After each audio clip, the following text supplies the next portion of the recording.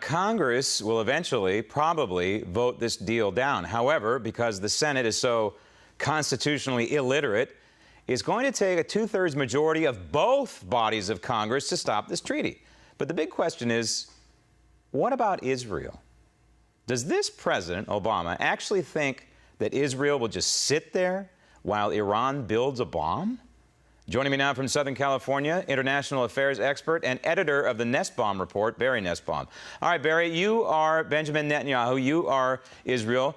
You have pretty good intelligence that Iran is going to come up with a nuclear weapon probably before the end of the year. What do you do? What are your options? Well, I'll tell you, Graham, the first thing Israel's doing is working very closely with their supporters within the United States, lobbying Congress. As you pointed out, the Corker-Menendez structure that's in place allows for Congress a 60-day review.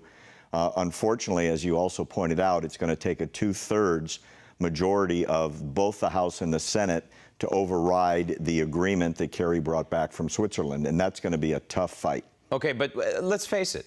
Israel is a one nuclear bomb nation. You have a nuclear strike in Tel Aviv, and you're taking out much of the population. Israel is a small country. It can defend itself, yes, but it's a relatively, geographically speaking, a small country. Do you think that we might see, before Barack Obama's out of office, a defensive, proactive strike?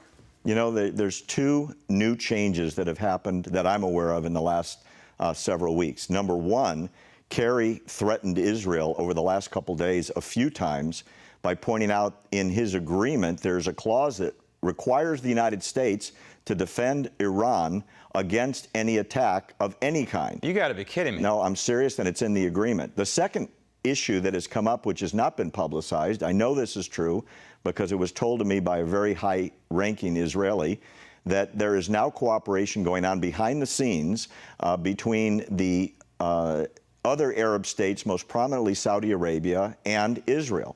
And the reason why they're talking, which is making strange bedfellows in the Middle East, is Saudi Arabia is terrified. Why? Because Iran has said one of their intentions is to take back the two holy sites which are controlled by the monarchy in Saudi Arabia.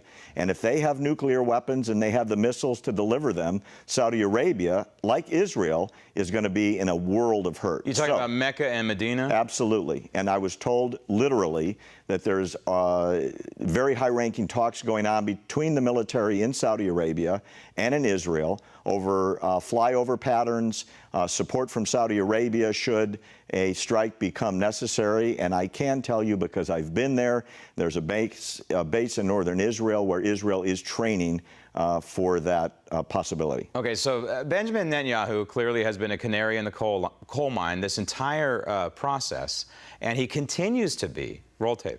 We're told that the only alternative to this bad deal is war, but the very opposite is true.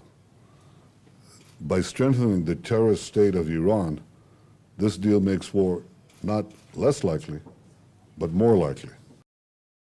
Okay, and I tend to agree with him. I think what Obama has created here is an arms race in the Middle East. He has destabilized the region, and I don't see any other option for Israel, unless I'm missing something here. If they get the intelligence that says that Iran is making the bomb or has the bomb, I think they're going to go after him.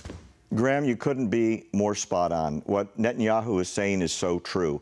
Iran has been turned loose on the world with $100 billion on its way to their coffers.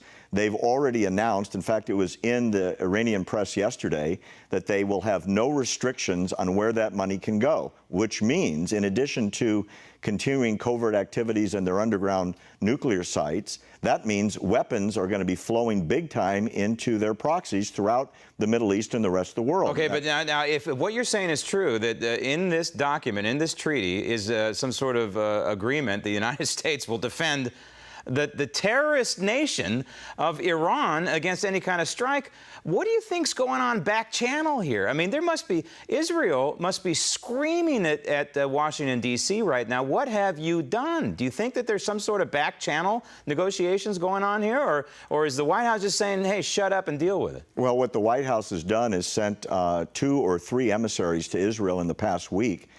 Supposedly, there are some very, very big bribes being put on the table in Israel in the scoping of new advanced defense cooperation between the United States and Israel, meaning, hey, we're going to give you more weapons, and we make big promises about what we'll do should X, Y, Z will happen. Please stop lobbying our Congress and get out of the way of our deal. Look, they're already talking about a peace prize for Kerry in Sweden. It's already been announced. Right, so, but again, it's all window dressing, right? What's the bottom line here? We're almost out of time. What's the bottom line here? Is this deal going to go down in history just like Bill Clinton, only on steroids, and his deal with North Korea? I think it could be worse because the Koreans, while they lied to Clinton in '94 to make that deal, the difference is the Iranians are apocalyptic by religion and don't mind dying in that last battle. So mutually assured destruction does not work with them. Right. If they make the decision to launch and they get those nuclear missiles that they're about to finish with ballistic capability to deliver to North America, not only is Israel in a world of hurt, but the United States is going to be at risk, and we don't have the missile defense to bring those weapons down. I think this treaty seals Obama's fate in history. He's going to be up there with Carter and Clinton and Neville Chamberlain, for sure. I couldn't agree with you more. Barry, thank you. Good to be with you.